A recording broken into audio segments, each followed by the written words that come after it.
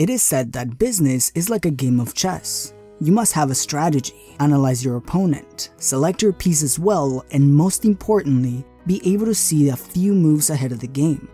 In his book, Your Next 5 Moves, Patrick Bet-David says that chess grandmasters and CEOs have a lot in common. In order to be successful in today's world, we must start thinking a few moves ahead of the game. Being able to see your next moves can allow you to be in control, become strategic, self-aware, and confident in everything you do. So today, let's go over the book Your Next 5 Moves by Patrick Bet-David. Move number 1. Master knowing yourself. Your first move is to understand who you are and what it is that you want to achieve. This gives you a huge competitive advantage because by knowing yourself, your path becomes clear and outside influences become irrelevant. Bet-David says to become brutally honest with yourself in your first move. The more honest you are, the more in control you become and the clearer your path will be. You see, many people want to dominate an industry and make millions or even billions of dollars, while others want to accumulate enough wealth to enjoy life and the people in it. By understanding what you want allows you to develop self-awareness and avoid the very dangerous comparison trap. For example, if you are a dad who wants to make $150,000 a year and coach Little League Baseball for your kids, you won't feel bad or embarrassed when someone next to you is making millions of dollars per year. By knowing what you want, you remain confident no matter what outside distractions you have.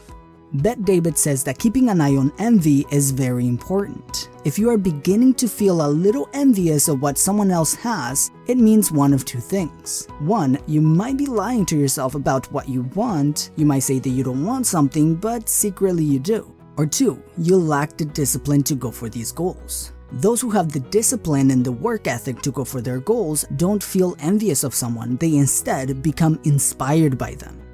Bet-David recommends to either lower your expectations to match your work ethic or increase your work ethic to match your ambitions. Only you know what you must do. Once you figure out what you want, it is time to figure out who you are and what path fits best for you. You want to choose a path that puts the odds of winning on your favor. What determines if you win at the game of business is not how good you are at the game, but how good you are relative to your competition. This is why it's important to know your strengths and weaknesses. Many people believe that in order to create wealth and win at the business game, they must become an entrepreneur. But Bet-David thinks otherwise. Not everyone has what it takes to become an entrepreneur, and they don't really have to. As a matter of fact, it's not even recommended. Entrepreneurship inherently carries a big level of risk that many are not willing to take. Now, if you're someone that has entrepreneurship tendencies, but the thought of risking everything makes you sick to your stomach, then intrapreneurship might be a great option. Entrepreneurs create new businesses, projects, or lead growth and innovation within an existing company. In some cases, this makes the intrapreneur so valuable that the company has to pay equity to retain them, turning them into major players in the company. Think about some of the biggest names in business. Bill Gates and Paul Allen weren't the only ones that got rich off of Microsoft. Jeff Bezos wasn't the only one to create wealth with Amazon. Every growing business needs intrapreneurs to keep the company growing and relevant. Many of these intrapreneurs can bring their vision to life without having to risk their money, time, and sanity while using an already existing infrastructure created by someone else who took those risks. Move number 2. Master the ability to reason. A major key to success is the ability to process problems and issues because they always happen. Most entrepreneurs fail not because they have a flawed business model or lost an investor. They failed because of their inability to solve problems and leave their preconceived notions behind. There are 8 main traits that great problem solvers have. Number 1, they ask a lot of questions. Having more data leads to making better assumptions of what caused the problem, what can be done to solve it, and how to prevent it from happening again. Number 2, they don't care if they are right or wrong.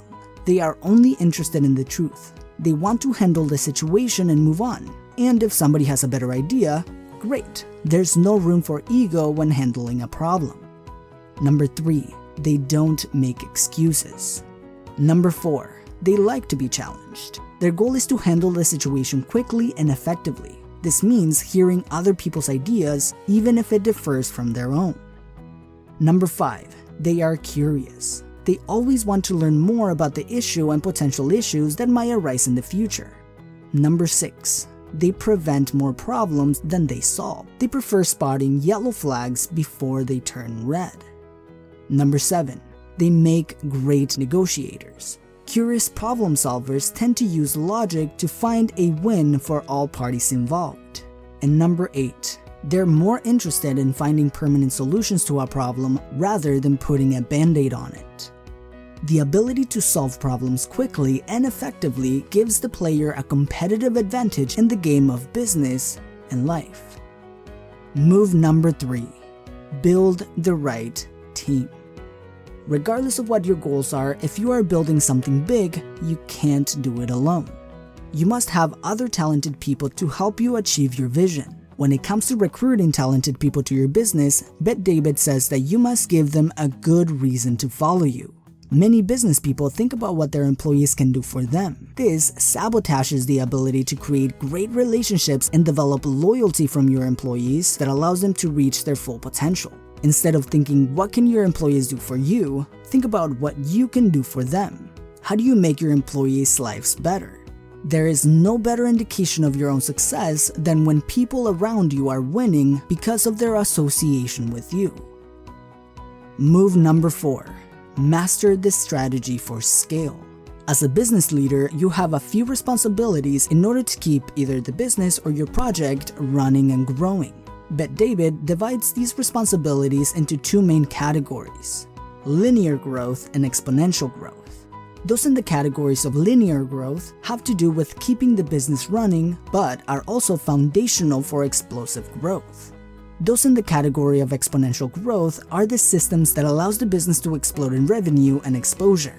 In order to create massive growth, there are a few things that must be in place. 1. An operating system. You want to make sure that your day-to-day operations are effective and efficient. Many businesses fail for the simple fact that they grow too fast and their day-to-day operations are inefficient at dealing with a rapidly growing business. And number 2, business development and sales. This means building good relationships with your industry, like vendors, suppliers, lawyers, and those people that make your business possible. Once those are in place and running effectively, it is time to create explosive growth. Number 1, innovative campaign. This has to do with your marketing and sales process. How can you reach as many people as possible that might want to buy your product? An effective campaign can grow your business exponentially. A great example of this is Domino's Pizza. Domino's Pizza created exponential growth when they promoted their "Get your pizza in 30 minutes or it's free" campaign. Or in 2005, when Amazon launched Amazon Prime. For $79 per year, you would get free 2-day shipping on any order, which at the time was incredibly innovative. Even today, most companies cannot match Prime's delivery speed. On top of that, they added music, free deliveries, and free movies with the membership. That is an innovative campaign. And 2, leadership development.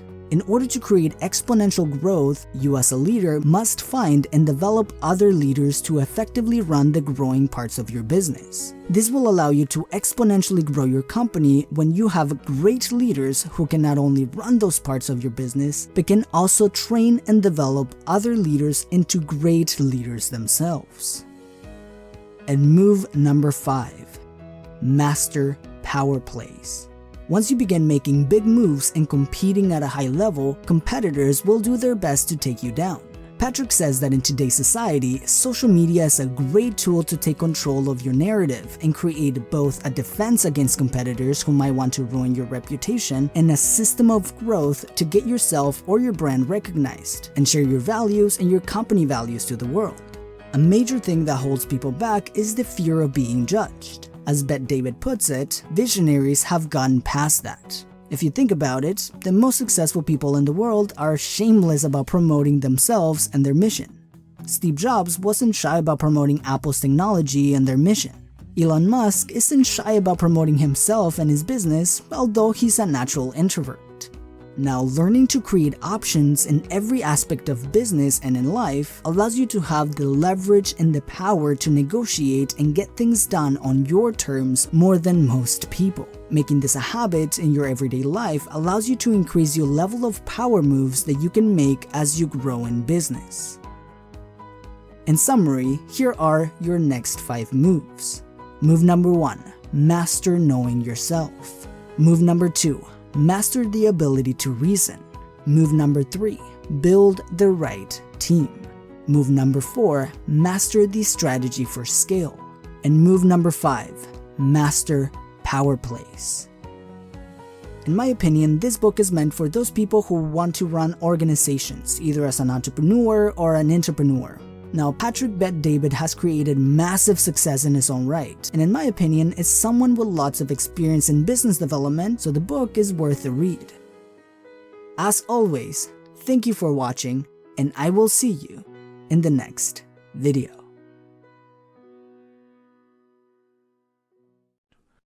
Please subscribe to my channel if you have not done it yet, and don't forget to click the notification button.